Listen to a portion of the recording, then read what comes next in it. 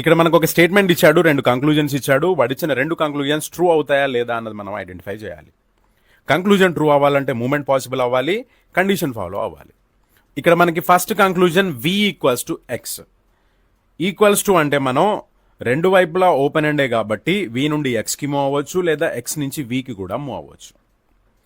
ఇక్కడ మనం స్టేట్మెంట్ని చెక్ చేసుకుంటే v నుండి w open end to closed and w నుంచి x open end to closed and, అంటే v నుంచి xకి మూమెంట్ అనేది పాసిబుల్ అయింది.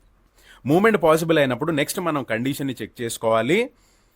కంక్లూజన్లో ఈక్వల్స్ టు ఉంటే మూమెంట్ మొత్తం మనకి ఈక్వల్స్ టు మాత్రమే ఉండాలి, వేరే ఏది ఉండకూడదు. ఇక్కడ మూమెంట్స్ని మనం చెక్ చేసుకుంటే మనకి greater than or equals to ఉన్నాయి, అంటే మూమెంట్లో మనకి ఈక్వల్స్ టు లేవు, కాబట్టి ఫస్ట్ కంక్లూజన్ ఫాల్స్ అవుతుంది.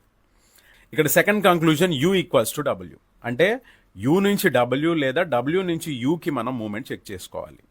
మనకిచ్చిన స్టేట్మెంట్లో మనం u నుండి vకి, v నుండి wకి మూవ్ అవ్వచ్చు, అంటే మూమెంట్ అనేది పాసిబుల్. మూమెంట్ పాసిబుల్ కాబట్టి నెక్స్ట్ కండిషన్ చెక్ చేసుకోవాలి. మనకి కంక్లూజన్లో ఈక్వల్స్ టు ఉంటే కండిషన్ ఏంటి? మూమెంట్లో మనకి ఈక్వల్స్ టు మాత్రమే ఉండాలి. కానీ ఇక్కడ మూమెంట్లో మనకి greater than or equals to ఉన్నాయి, అంటే సెకండ్ కంక్లూజన్ కూడా ఫాల్స్ అవుతుంది.